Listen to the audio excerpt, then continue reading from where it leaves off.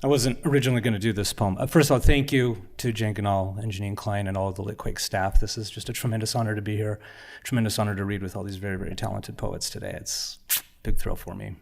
I wasn't going to read this poem originally, but my wife talked me into it. So this is called The Ninth. It doesn't mean the ninth inning. You'll see why at the end. There's a feeling you artistic types perhaps know in relation to the perfect creation, that poem that poured from your heart, through your arms, out your wrist, onto the page in 5 minutes or less. A poem that needed one edit at most, even that one questionable. Such a beautifully crafted poem, like it wasn't even you who wrote it. Your beautifully crafted poem quickly made the final round of an esteemed local literary magazine contest. Your beautifully crafted poem quickly made the final round of an esteemed local poetry slam. Your beautifully crafted poem quickly garnered you an orgasm with the most beautiful person, with the most beautiful genitalia you could possibly hope to share an orgasm with. But that's not the feeling I'm talking about. I'm talking about the feeling the day after, when the most beautiful person with the most beautiful genitalia has gone back to their life, when the Poetry Slam is looking for a new champ, and the local lit mag has a new deadline, and you are alone with your beautifully crafted poem and all the space on the page after. And that is how God felt on the 8th day, and why war was created on the 9th. Thanks.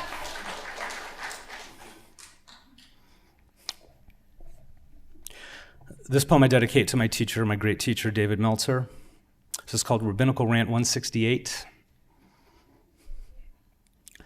Why do so many poets spend so much time crucifying so many other poets? Because there can't merely be cleverness. There can't merely be virtuosity for virtuosity's sake. There must be humor.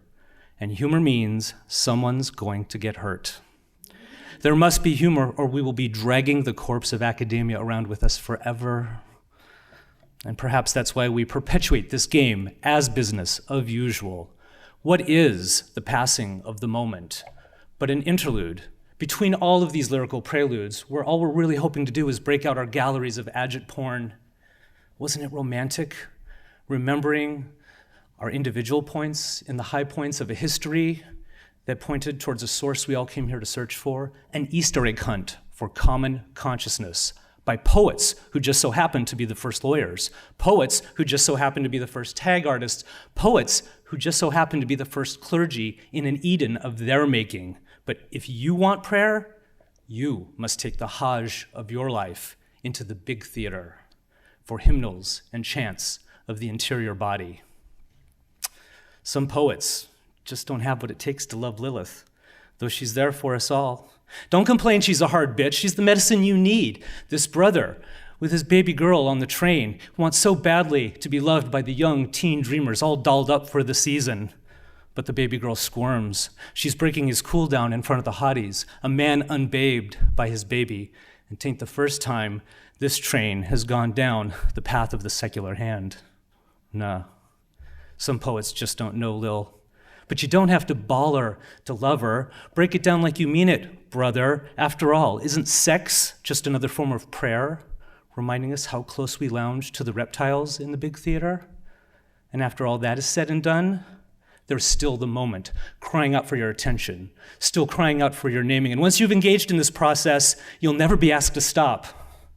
You'll be lost in a wide open mouth, lost in a process of singing, smoking, sucking, licking, eating, gnashing, swallowing, breathing, all in search of a construct which may or may not belong to God.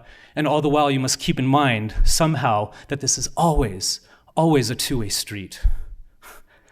Do you want to record the death and decay of Western society? Well, please do take a number and stand in line.